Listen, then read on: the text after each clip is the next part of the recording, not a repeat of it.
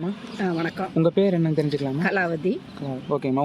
நீங்கள் என்னென்ன ஏக்கர் என்னென்ன விவசாயம் பண்ணுறீங்க? நாங்கள் வெறும் தென்னந்தோப்பு தாங்க. தென்னந்தோப்பு மட்டும்தான். அதில் முதல்ல இதெல்லாம் போட்டிருந்தோம், சோளமெல்லாம் சின்னதாக இருக்கும்போது. இப்போ மரமெல்லாம் பெருசானால இன்டர் கிராப் எதுவுமே போடுறதில்ல, வெறும் தென்னந்தோப்பு மட்டும். நீங்கள் எத்தனை ஏக்கர் வச்சுருக்கீங்க? 2 ஏக்கரு. 2 ஏக்கர் ஃபுல்லாகவே நீங்கள் சொன்னீங்க? 2 ஏக்கர் ஃபுல்லாகவே தென்னை மரம். அது நடுவில் பாக்கு மரமும் வச்சுருக்கோம் கொஞ்சம். நீங்கள் எத்தனை வருஷமாம்மா விவசாயம் பண்ணுறீங்க? இது தென்னை மரம் மட்டும் உள்ளது ஒரு 15 வருஷமாக இருக்குது. சரி. அதுக்கு முன்னாடி மற்றதெல்லாம் வச்சுருந்தோம், வயல், கரும்பு, வாழை எல்லாமே வச்சுருந்தோம். தண்ணி எல்லாம் கம்மியானோன்னா அப்போ தென்னை மரமாக வச்சு அது போட்டோம்.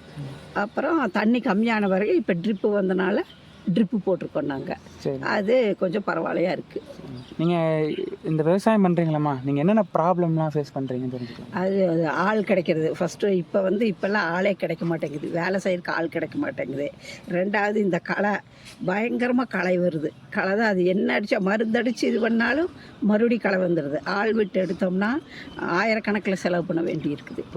ஆயிரக்கணக்கில் செலவு பண்ண எனக்கு மருந்தடித்தாலும் மரமெல்லாம் பாதிக்கும்னு சொல்கிறாங்க. இருந்தாலும் வேறு வழி இல்லாமல் மருந்தும் அடிச்சுட்டு இருக்கோம். இதுக்கு இந்த களைக்கொல்லிக்கு மட்டும், அதாவது களை வராமல் இருக்கிறதுக்கு ஏதாவது மெத்தட் இருந்தால் சொன்னால் நல்லாயிருக்கும்னு நினைக்கிறோம். ஏன்னா அப்போ கொஞ்சம் விவசாயம் பண்ணுறதுக்கு ஈஸியாக இருக்கும்.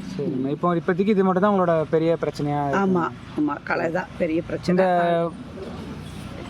நேச்சுரல் ஃபார்மிங், ஆர்கானிக் ஃபார்மிங்லாம் சொல்கிறாங்க, அது உங்களுக்கு எந்த அளவுக்கு உங்களுக்கு இன்ட்ரெஸ்ட் இருக்குது? அது ஆர்கானிக் ஃபார்மிங்கெல்லாம் பண்ணலான்னா ஆளுகள்லாம் இல்லை, பையங்கள்லாம் வேலைக்கு போகிறாங்க.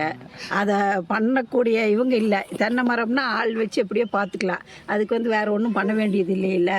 அது உரம் வருஷத்துக்கு ஒரு தடவை உரம் வச்சோம்னா அதுக்கு முடிஞ்சுது. தண்ணியும் ட்ரிப் இருக்கிறதுனால அது ஒரு ஆளை திருப்பிவிடுன்னு சொன்னால் அதுவும் போயிடும். அதனால் அதை அவ்வளோதான் பண்ண முடியும், வேலைக்கும் போயிட்டு இருக்கிறதுனால. சரி, அதுதாங்க. அது உங்களுக்கு பண்ணுறதுக்கு ஃப்யூச்சரில் இன்ட்ரெஸ்ட் இருக்குங்களா, இல்லை யாருக்காவது நீங்கள் சஜஸ்ட் பண்ணுவீங்களா? யாருக்கு இப்போ எங்கே யாருமே இப்போ யங்ஸ்டர்ஸ் எல்லாம் யாருமே விவசாயத்தில் இன்ட்ரெஸ்டே கிடையாது. அதனால் நாங்கள் ஒன்றும் இது பண்ணுறதே இல்லை.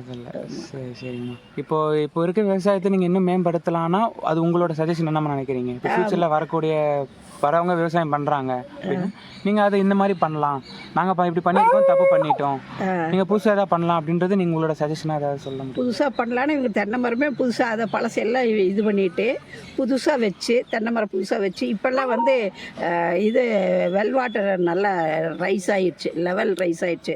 அதனால் ட்ரிப்பே வேண்டியது இல்லை, தண்ணியே ஃபுல்லாக கட்டிக்கலாம். தண்ணியே ஃபுல்லாக கட்டி வைக்கலாம். தென்னை மரம் வைக்கலாம், பாக்கு மரம். இது 2 வச்சோம்னா ஆளுங்க கம்மியாக இருந்தால் போதும். மற்றதெல்லாம் வச்சோம்னா ஆளுகள்லாம் நிறைய வேண்டி இருக்கும். இது மட்டும் வச்சோம்னா கொஞ்சம் இது பண்ணிக்கலாம். அது மாதம் வருஷம் அப்படி தானே, அதனால் நல்லாயிருக்கும்னு தோணுது எனக்கு.